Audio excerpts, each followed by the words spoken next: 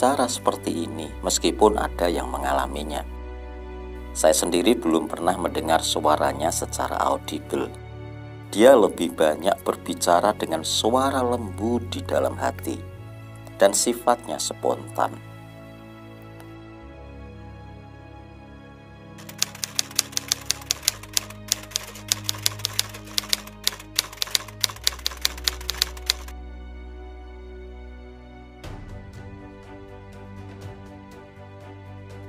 Ini adalah cuplikan film Even Almighty.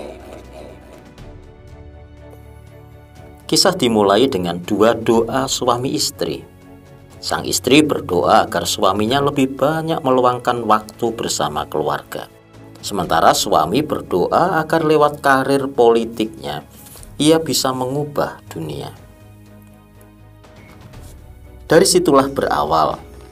Sang suami yang bernama Evan Baxter selalu diikuti angka 614 yang di kemudian hari mengantarkannya berjumpa dengan Tuhan dalam wujud manusia. Genesis 6:14. Make thee an ark of gopher wood. Gopher wood.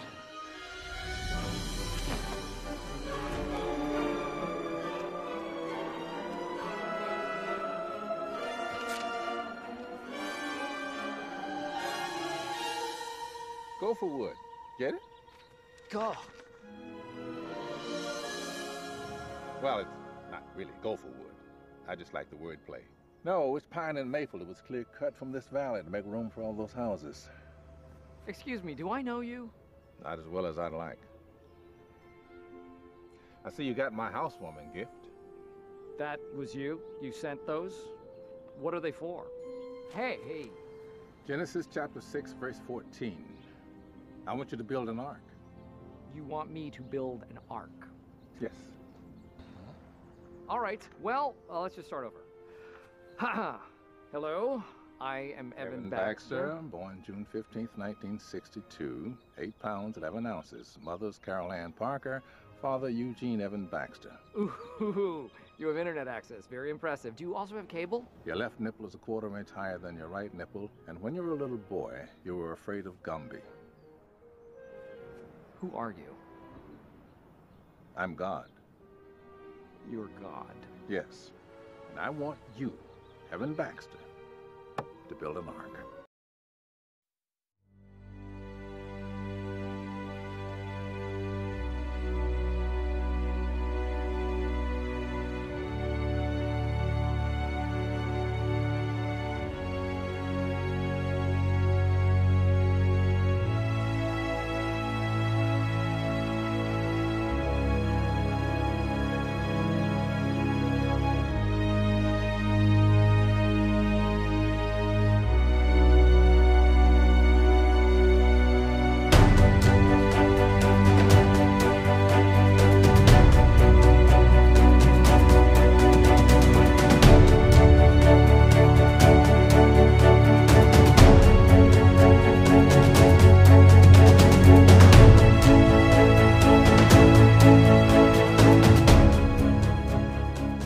Setelah menyelesaikan misi penyelamatannya, Tuhan kembali ke surga.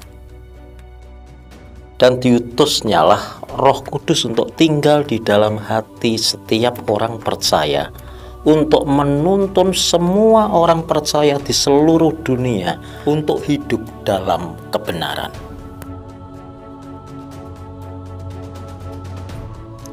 Sejak saat itu Tuhan berbicara dengan cara yang sama sekali baru. Dia tidak berbicara dengan datang kepada manusia dalam wujud fisiknya lagi.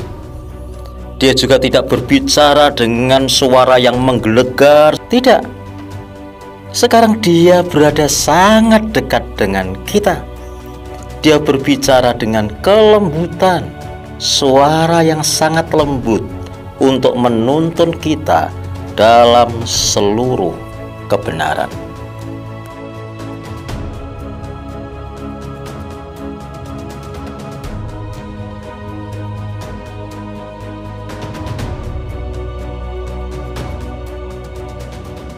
Saya mau mengajarkan kepada saudara bagaimana cara sederhana mendengar suara Tuhan. Berikut contoh-contohnya.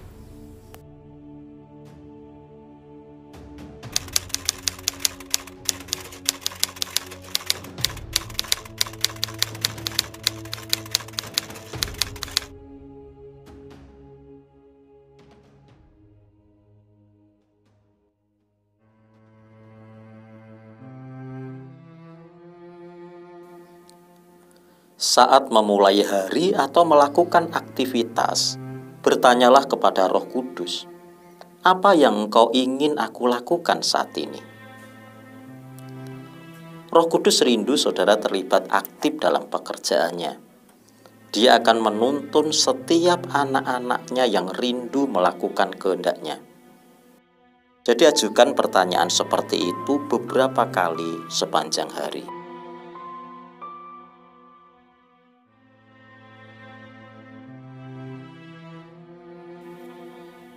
Ketika saudara bersekutu, rekreasi, makan, belajar, beraktivitas, atau melakukan apapun, coba berhenti sejenak dan bertanya kepada Roh Kudus, apakah engkau ingin mengatakan sesuatu kepada saya atau melalui saya?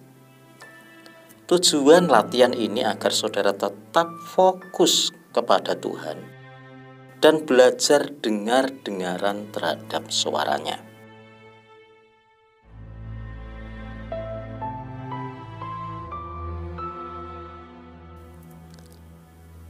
Saat berada di ruang doa, saudara bisa bertanya, Roh Kudus, apakah ada yang engkau ingin saya katakan kepada seseorang? Atau, Roh Kudus, apa pokok-pokok doa yang harus saya naikkan? Atau bisa lebih spesifik, Roh Kudus, munculkanlah nama-nama yang harus saya doakan dan apa yang sedang mereka gumulkan.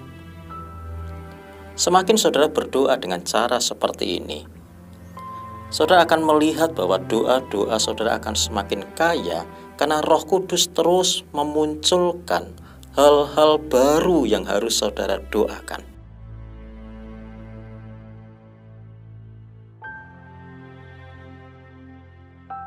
Ketika saudara berkumpul dengan anggota keluarga, saudara bisa gunakan waktu untuk terkoneksi dengan Roh Kudus. Roh Kudus, adakah yang hendak engkau sampaikan terkait keluarga kami? Semakin saudara melakukan ini, saudara membuka ruang kepada Roh Kudus untuk terlibat aktif dalam kehidupan keluarga kita.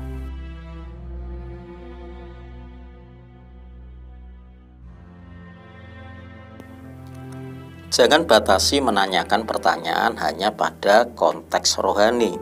Roh Kudus tertarik dengan semua bidang yang kita lakukan.